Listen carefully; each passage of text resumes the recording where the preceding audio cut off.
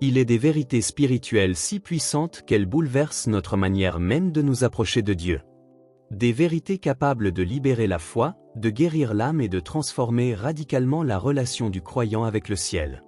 Trop souvent, les chrétiens vivent dans une posture de manque, de supplication et de quête incessante, sans réaliser que le ciel a déjà répondu.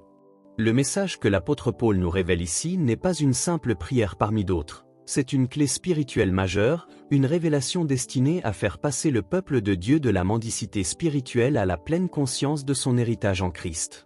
Revenons donc à Éphésiens, chapitre 1er.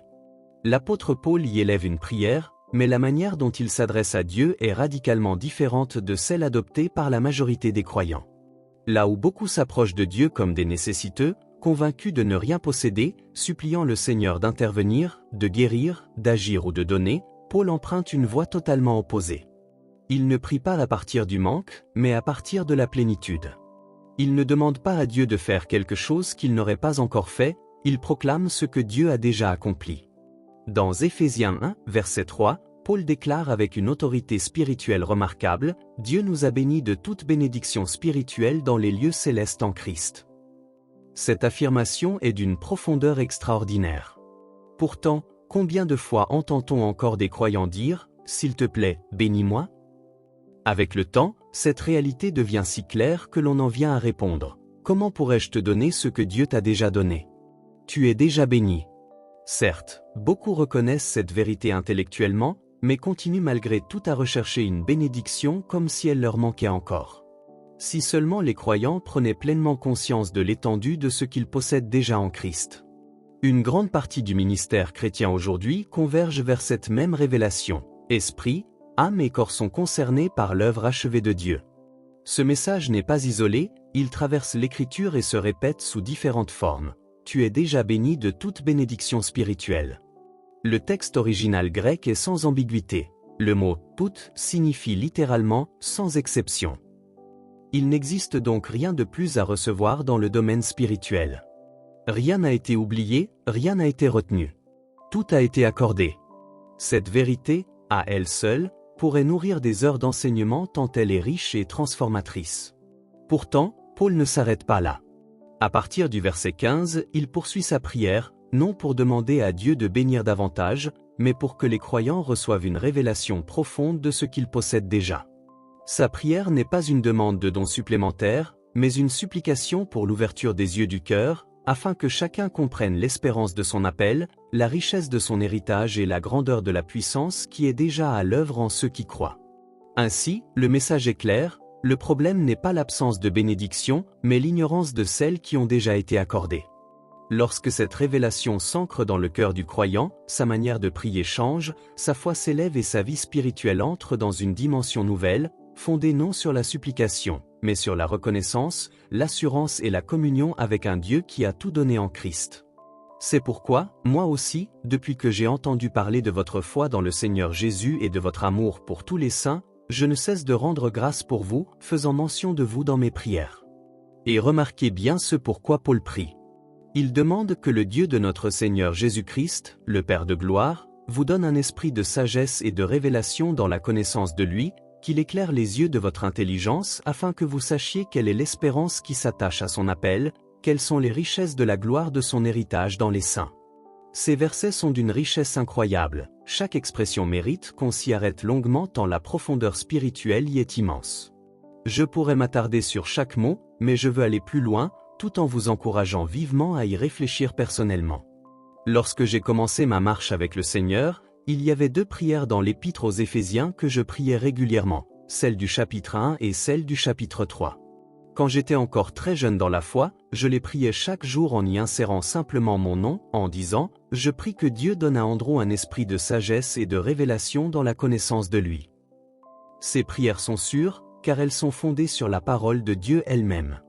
Et l'Écriture nous dit clairement que si nous demandons quelque chose selon sa volonté, il nous écoute. Et si nous savons qu'il nous écoute, alors nous savons que ce que nous lui demandons, nous l'avons déjà reçu de lui, comme l'affirme 1 Jean 5, versets 14 et 15. Paul ne prie donc pas pour que Dieu fasse quelque chose de nouveau, mais pour que Dieu accorde une révélation de ce qui est déjà présent. Et cela est fondamental. Beaucoup de personnes ne mesurent pas l'importance de cette vérité. La guérison ne vient pas de l'extérieur, la guérison vient de l'intérieur. Dieu lui-même vit déjà en vous. Vous portez en vous la puissance de la résurrection. C'est précisément ce que le texte poursuit en disant « Priez afin que les yeux de votre cœur soient ouverts ». Puis il ajoute « Quelle est l'infinie grandeur de sa puissance envers nous qui croyons, selon l'efficacité de la force de sa puissance, qu'il a déployée en Christ en le ressuscitant d'entre les morts et en le faisant asseoir à sa droite dans les lieux célestes, au-dessus de toute principauté. » Ce matin même, j'ai prié pour 2 personnes sur lesquelles des malédictions avaient été prononcées. L'une d'elles avait un père qui était sorcier et qui avait exercé ces pratiques. Je ne nie pas l'existence de ces réalités. Je ne doute ni de la réalité de Satan, ni de l'existence des malédictions. Mais la puissance qui habite en nous est la même que celle qui a ressuscité Jésus-Christ d'entre les morts. Elle est infiniment supérieure à tout ce que Satan peut faire. Si nos yeux étaient réellement ouverts pour reconnaître ce que nous possédons en Christ, Satan deviendrait insignifiant, réduit à néant. Il est dit que Dieu a exercé cette puissance en Christ lorsqu'il l'a ressuscité et l'a fait asseoir à sa droite dans les lieux célestes, bien au-dessus de toute principauté, de toute autorité, de toute puissance, de toute domination et de tout nom qui peut être nommé, non seulement dans le siècle présent, mais encore dans celui à venir. Il a tout mis sous ses pieds et l'a donné pour chef suprême à l'Église, qui est son corps, la plénitude de celui qui remplit tout en tous. Lorsque vous entrez dans le chapitre 2, il est clairement affirmé que vous aussi, vous avez été ressuscités. Vous étiez morts par vos offenses et vos péchés, mais maintenant vous êtes vivants. Le point central est le suivant. Paul ne prie pas pour que vous receviez quelque chose de nouveau, ni pour un nouveau toucher de Dieu, mais pour que vous receviez une révélation de ce que vous possédez déjà. Cela diffère profondément de la manière dont la majorité des gens s'approchent de Dieu. La plupart viennent à lui en disant « Seigneur, je suis malade », et ils s'identifient à leur maladie, à leurs problèmes, à leur lutte. Ils pensent que la guérison doit venir de l'extérieur. Je vais dire certaines choses qui pourraient choquer, non pour offenser, mais pour faire comprendre la vérité. Dans le corps de Christ, certains enseignements affirment qu'il existe des puissances démoniaques au-dessus de certaines régions qui bloquent nos prières, et qu'il faut mener des combats spirituels pour les renverser. On cite Daniel 9 et 10 pour appuyer cela, car une puissance démoniaque avait retardé la réponse à la prière de Daniel. Mais cela appartient à l'ancienne alliance. D'autres citent « Ouvre les cieux et descends », tiré d'Ésaïe. Or Dieu a déjà ouvert les cieux et il est descendu en Jésus-Christ. Certains disent encore « Ma prière n'a pas dépassé le plafond ».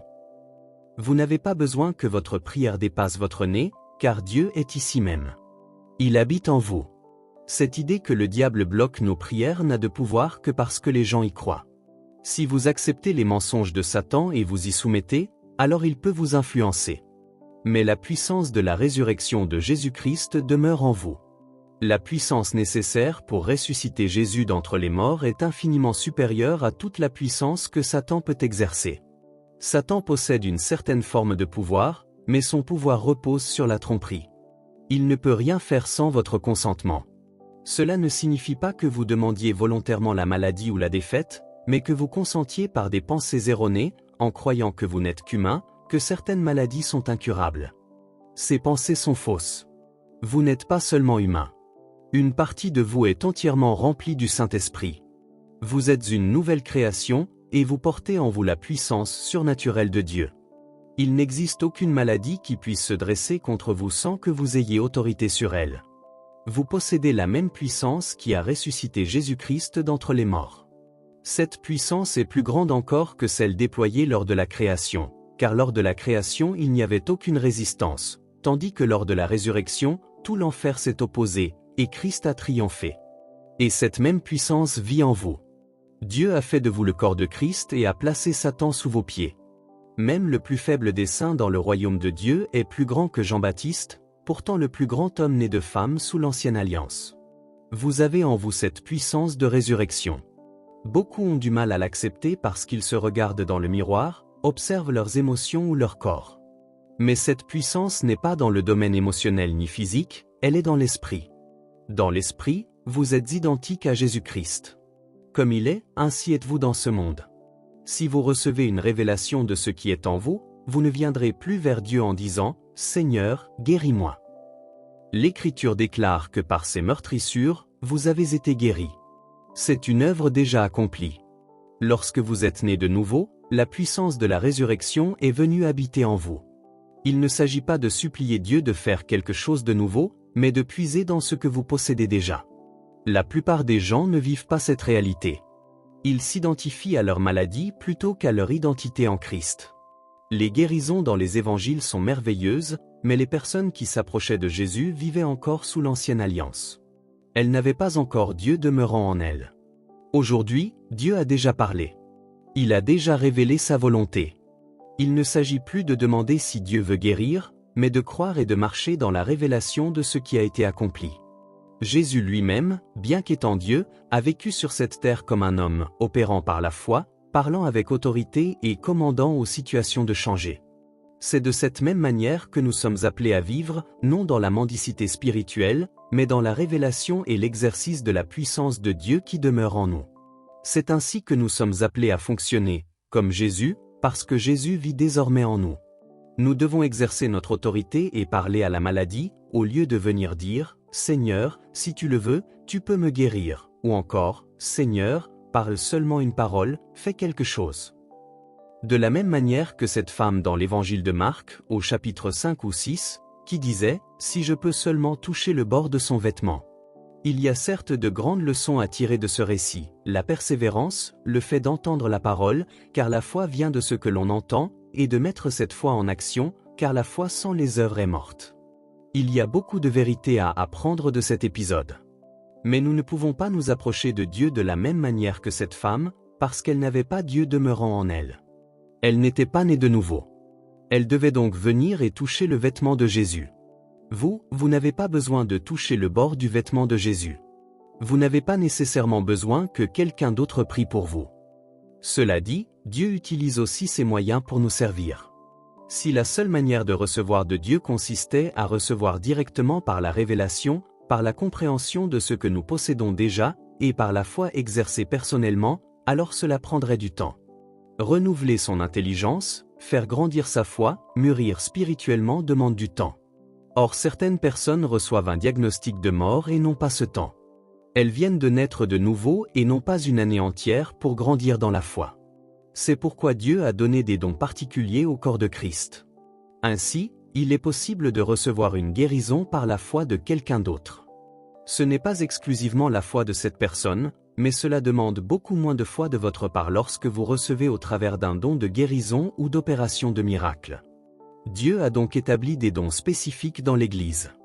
Le problème, c'est que, dans l'ensemble, le corps de Christ ne sait recevoir qu'au travers de ces personnes particulières, dans des réunions spéciales, avec une atmosphère particulière, lorsque tout semble aligné et que l'on ressent la bénédiction de Dieu.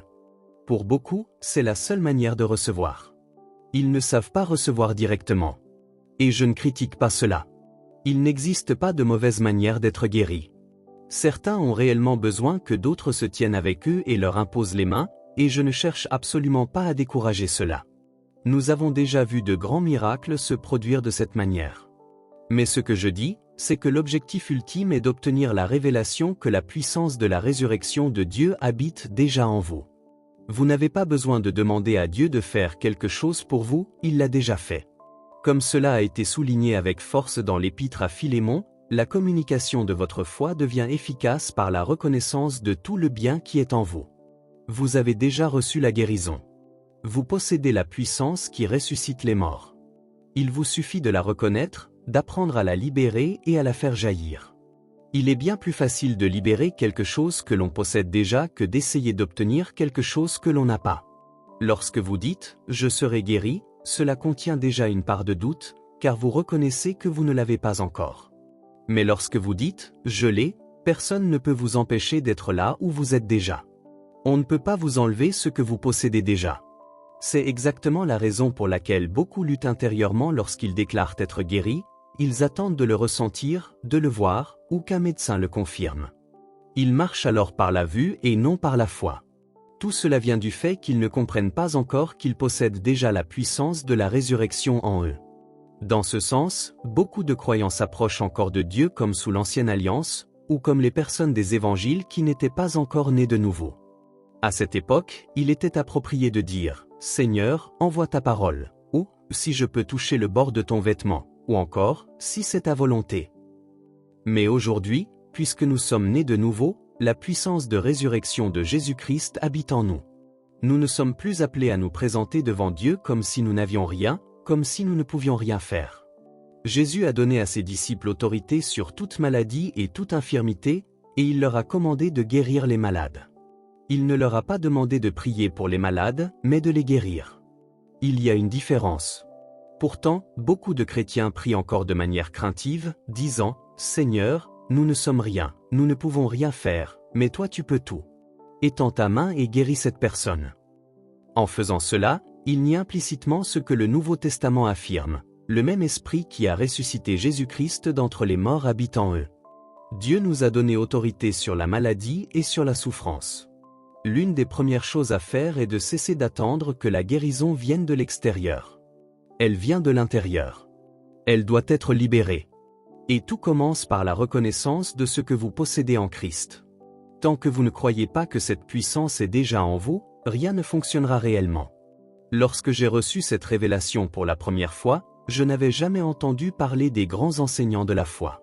Je ne connaissais pas ces enseignements. Mais j'ai compris que le même esprit qui vivait en Jésus vivait en moi. Et cela a changé ma manière d'agir. J'ai commencé à prier pour tout ce qui bougeait. J'allais dans les hôpitaux, j'imposais les mains aux malades, et j'ai commencé à voir des miracles se produire. Je ne comprenais pas tout, mais je savais que cette puissance devait s'exprimer. L'essentiel du combat consiste à ne jamais accepter que la maladie soit plus grande que vous.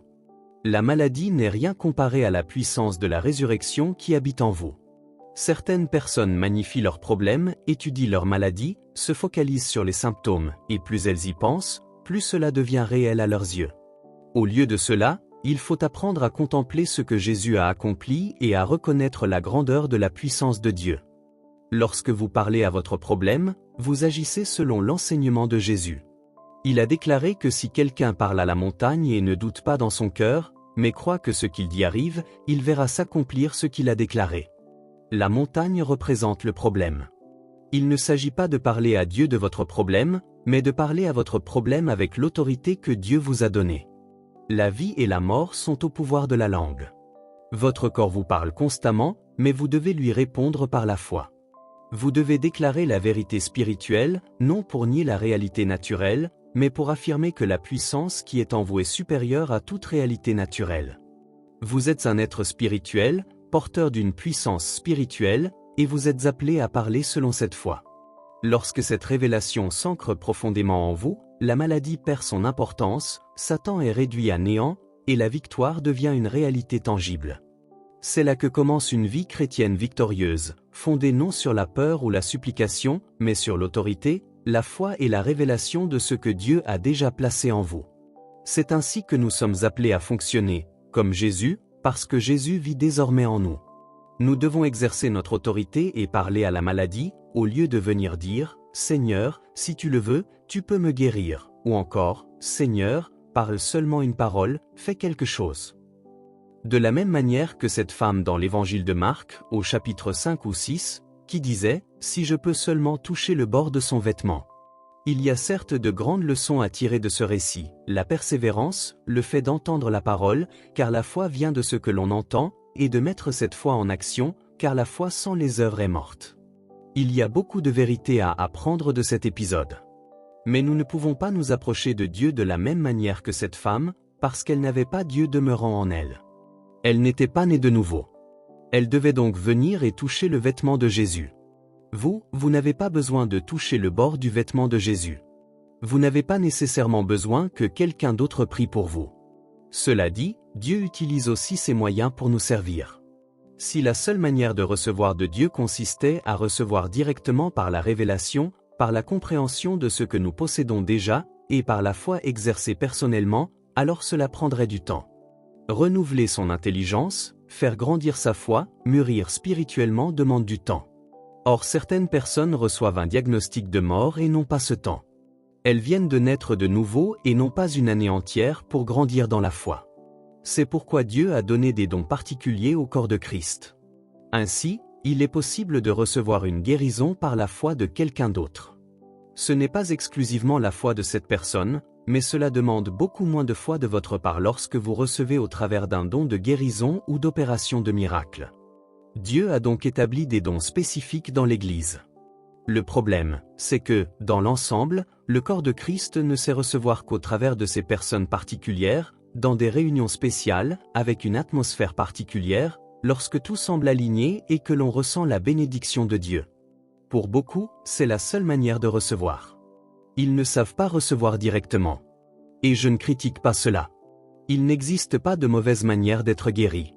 Certains ont réellement besoin que d'autres se tiennent avec eux et leur imposent les mains, et je ne cherche absolument pas à décourager cela.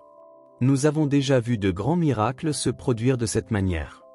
Mais ce que je dis, c'est que l'objectif ultime est d'obtenir la révélation que la puissance de la résurrection de Dieu habite déjà en vous.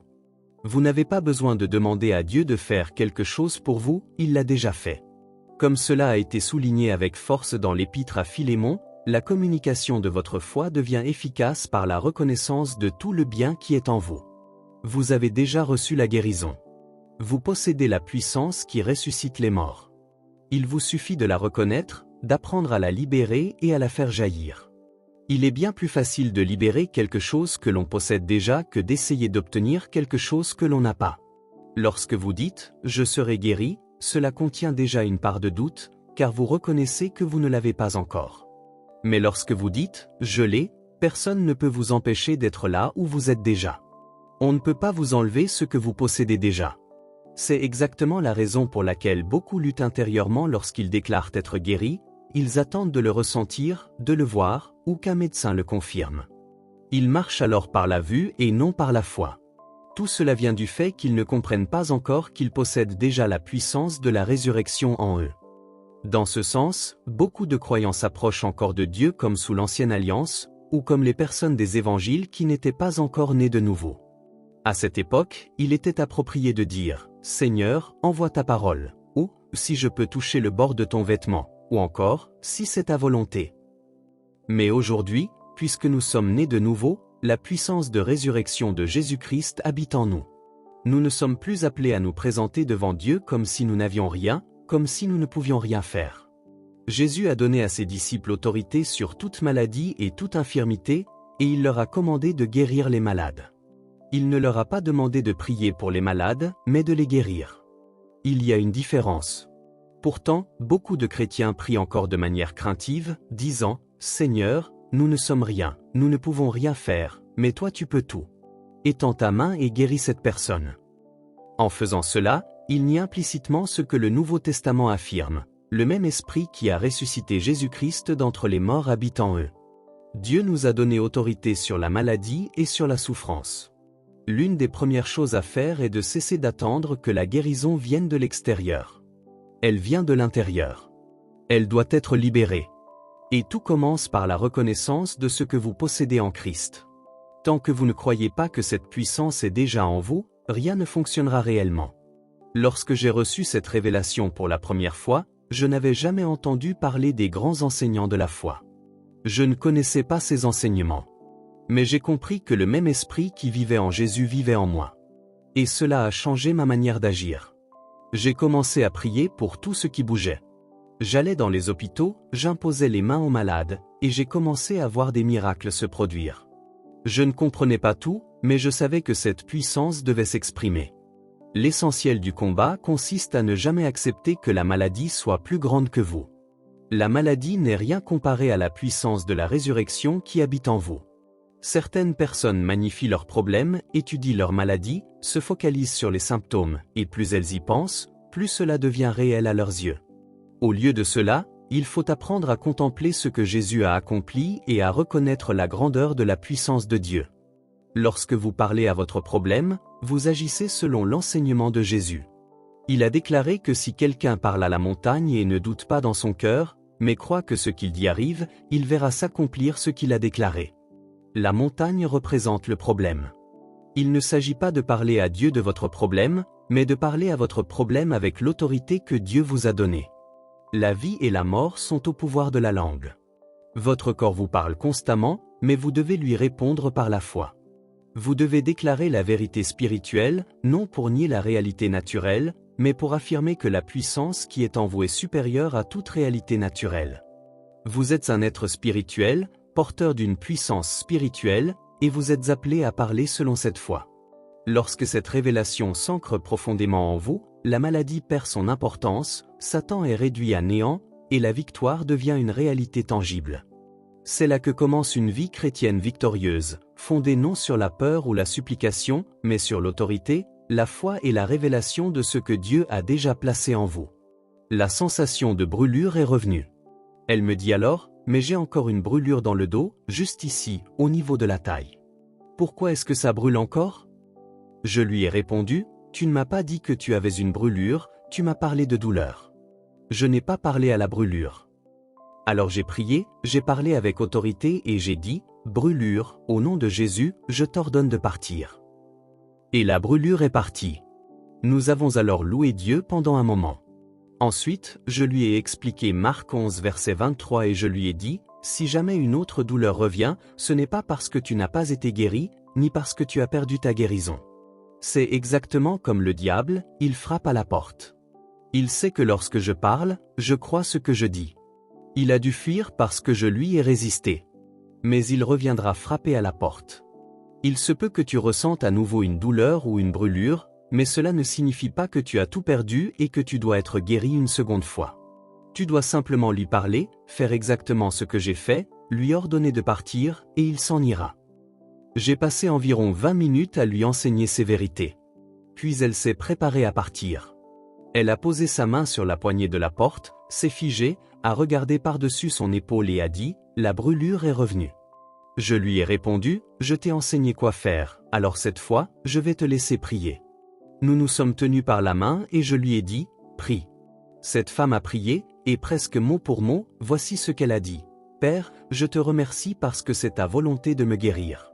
Par les meurtrissures de Jésus, j'ai été guéri. Si j'ai été guéri, alors je suis guéri. Je réclame ma guérison au nom de Jésus. Sais-tu que ce n'était pas une bonne prière? Ceux qui ont commencé à applaudir, je vous ai surpris. Ce qu'elle a dit n'était pas faux. Tout ce qu'elle a déclaré était biblique, et pour une personne qui était presbytérienne 45 minutes auparavant, c'était une bonne prière. Mais ce n'est pas ce que Jésus a dit de faire. Je lui ai alors demandé, comment va ton dos? Et la brûlure? Elle a répondu, elle est toujours là. Pourquoi? Je lui ai dit, parce que tu n'as pas fait ce qu'il a dit de faire. Elle m'a demandé, explique-moi encore. Je lui ai répété, et elle a dit, tu veux dire que je dois dire, brûlure, au nom de Jésus, quitte mon corps? J'ai répondu, oui. Elle a dit, d'accord, je vais le faire. Elle s'est mise en colère, nous nous sommes tenus par la main, et avec autorité elle a déclaré, au nom de Jésus, brûlure, je t'ordonne de partir. Elle s'est arrêtée net au milieu de sa phrase et a dit, c'est parti. C'était en 2001. Je l'ai revue à plusieurs reprises depuis, et elle marche toujours libre dans cette guérison. Gloire à Dieu. Frères et sœurs, vous avez l'autorité. Ce ne sont pas seulement les paroles que vous prononcez, mais l'attitude de votre cœur. Beaucoup disent, ô Dieu, nous savons que tu as la puissance. Nous nous réjouissons de ce que nous avons vu hier soir, de ces guérisons. Maintenant, fais-le pour moi. Avec cette attitude, vous mourrez. Sans même vous en rendre compte, vous vous approchez de Dieu comme si vous disiez, je sais que la Bible dit que par ces meurtrissures j'ai été guéri, mais je ne le vois pas encore. Le médecin ne l'a pas confirmé, alors tant que je n'ai pas une preuve physique, je ne crois pas vraiment que tu as fait ce que tu as dit. Vous agissez alors dans l'incrédulité. Vous devez reconnaître ceci, je suis guéri. La guérison est en moi. La puissance de la résurrection habite en moi. Je ne nie pas que mon corps puisse manifester un problème, mais je vais libérer cette puissance par mes paroles et par mes actions. Je vais combattre cette chose. La Bible dit, soumettez-vous donc à Dieu, c'est-à-dire à la vérité de sa parole, et résistez au diable. Résister signifie lutter activement contre. Vous combattez le diable, vous lui résistez, et il fuit devant vous. Il ne fuit pas devant Dieu, Jésus l'a déjà vaincu. Satan est un ennemi vaincu. Il n'a aucun pouvoir sur vous, à moins que vous ne coopériez avec lui. Si vous vous soumettez à Dieu et résistez au diable, il doit fuir. Amen. Vous avez déjà en vous cette puissance surnaturelle qui ressuscite les morts. Même si nous apprenons beaucoup des personnes guéries dans les évangiles, elles n'avaient pas ce que nous avons aujourd'hui. Elles pouvaient dire, si tu le veux, tu peux me guérir. Mais Jésus a déjà parlé. Sa parole est écrite, elle est accomplie. Jésus est assis à la droite du Père. Il n'a pas besoin de se lever pour vous guérir ni d'étendre sa main. Quand vous êtes né de nouveau, vous avez reçu en vous la puissance de la résurrection. Si elle ne se manifeste pas encore, c'est une question de renouvellement de l'intelligence. Votre foi devient efficace par la reconnaissance de tout le bien qui est en vous en Christ Jésus. C'est extraordinaire. Frères et sœurs, Dieu nous aime profondément. Il fait tout ce qu'il peut pour que la guérison vous parvienne, de toutes les manières possibles. Je ne suis pas contre les médecins. Sans eux, beaucoup de chrétiens seraient déjà morts, faute de savoir croire Dieu. Mais je dis que la plupart des gens essaient tout dans le naturel avant de se tenir fermement sur les vérités de Dieu. Vous devez vous concentrer sur cette réalité, la même puissance qui a ressuscité Jésus d'entre les morts habite en vous. Cela transformera votre vie. Je partage ces choses avec prudence, car cela fait 57 ans que je marche dans cette révélation. Je ne donne pas de place à la maladie. Je n'ai été malade que 3 fois en 57 ans, et à chaque fois, c'était parce que j'avais épuisé mon corps par excès. Mais je ne crois pas à la maladie. Je ne vais pas être malade. Certains essaieront d'imiter extérieurement ce que je dis, sans avoir renouvelé leur intelligence pendant des décennies. Il y a là un danger. Mais comprenez ceci, Dieu a conçu votre corps pour accomplir bien plus que ce que vous imaginez. Des millions de personnes courent des marathons. Le corps humain en est capable. Dire cela ne condamne personne. Cela peint simplement une image, ce qui est possible peut être atteint par l'entraînement. C'est la même chose pour la guérison. Nous avons la puissance de la résurrection en nous, et nous n'avons pas à supporter la maladie comme une fatalité. Beaucoup vivent avec des douleurs depuis des décennies simplement parce qu'ils ignoraient qu'ils avaient une autorité. Nous vivons bien en dessous de nos privilèges. La guérison ne vient pas de l'extérieur. Vous n'approchez pas Dieu comme un mendiant. Vous reconnaissez que la puissance est déjà en vous. Vous prenez votre autorité, vous parlez à votre problème, vous le reprenez, et lorsque vous résistez au diable, il fuit. Amen. Gloire à Dieu.